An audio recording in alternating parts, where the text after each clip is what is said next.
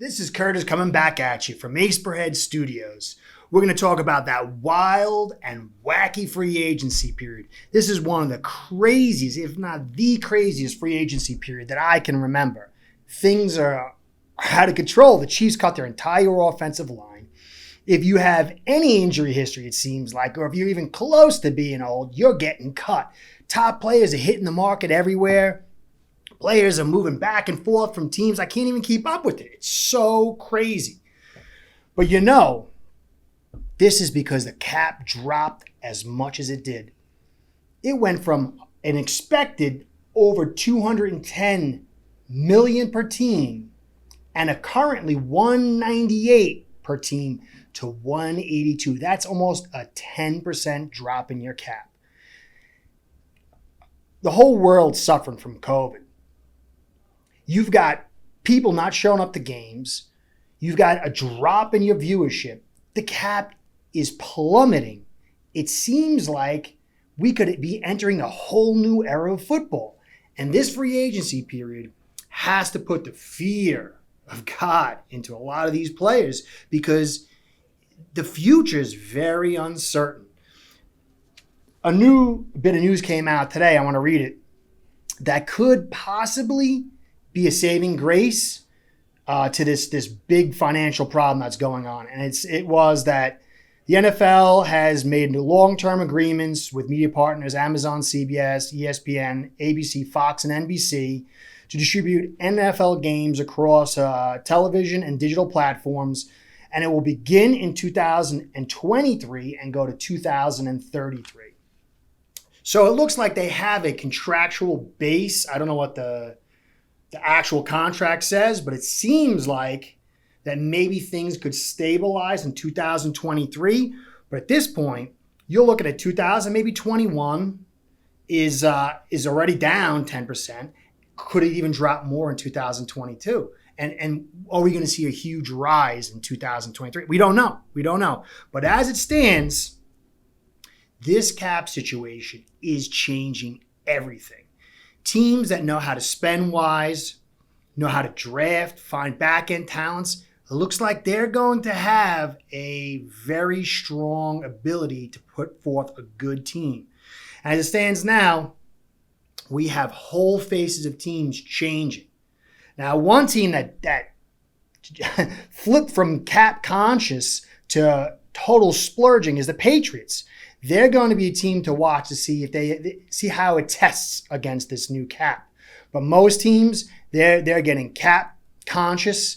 They're pulling themselves together, and just players have just been moving around everywhere. What I think that is going to be very interesting is free agency going forward from this point. Are we going to see two free agency periods sandwiched around the draft? Because there's so many top players just sitting there. I mean, guys that are stars. Yeah, some of them, most of them might be a little old. They might have a little injury history. But these are elite players and elite talents just sitting there waiting for a team to pick them up. So it appears that this first free agency period is going to be the lion's share of the money, the good contracts. But with all these top players, I mean, look at the list of some of these top players that are still out there. Philip Lindsay, good running back. He's cut. Fournette just won a championship. It was one of the main reasons why the Tampa Bay Buccaneers won the Super Bowl, and he's sitting there. You got Juju Schuster. You got T.Y. Hilton. You got Fisher, left tackle Fish, who got cut from the Chiefs. Now he's out there. Sheldon Rankins, Aldon Smith, Melvin Ingram, Clowney, and more. Pro Bowl and recently former Pro Bowl players. So what is this going to mean? Our team's going to go through the draft, find what they can get on a cheap, and then come back for a second wave once the draft's done of another mini run of free agent signings. So I find that very, very interesting. It changes the complexion of the game. And players that didn't sign big contracts, they're going to regret it. It's going to be very, very hard to get huge contracts going forward unless you're absolutely elite or a quarterback. So, if you're a team out there and you got some holes, you're going to pick up one of these elite players on the cheap And some of them, they're going to struggle again with their age. They're going to struggle with injuries. That's just, the roll of the dice. But some of these teams are going to land an elite player or a high-quality player on the cheap, and it's going to impact the season. So, I mean, you look at teams like the Miami Dolphins, my guys. They have loads of draft picks. Are they going to trade back and get more? How much more valuable is draft picks now? Think about that. If your cap is stagnant or descending, cheap players' ability to pick up more draft picks by trading back is going to be even far more crucial. Are we going to see an extension of the NFL draft? I mean, you have every year, the best teams in the leagues are usually, 80% of the time probably, are the guys that can find good undrafted rookies. Is the NFL going to say, hey, this cap situation, we need to extend the draft? At one point it was, 14, 15 rounds. Are they going to add an extra round or two? The NFL, the way teams construct their franchise, their regimes, how they put together all their player rosters and how you design your team and the vision you have to create, quote unquote, a team that can win something is going to change. And look at Dallas. They spend $40 million a year roughly on Dak Prescott. And up to this point, he's a pretty good quarterback, but he's not great. What is that going to do to your cap? Is that going to be a way to build a team anymore? I don't know.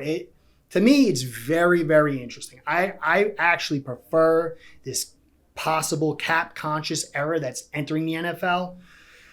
But it's going to bring a lot of uncertainty, and it's going to demand excellence from scouts, from GMs, from the whole front office in general.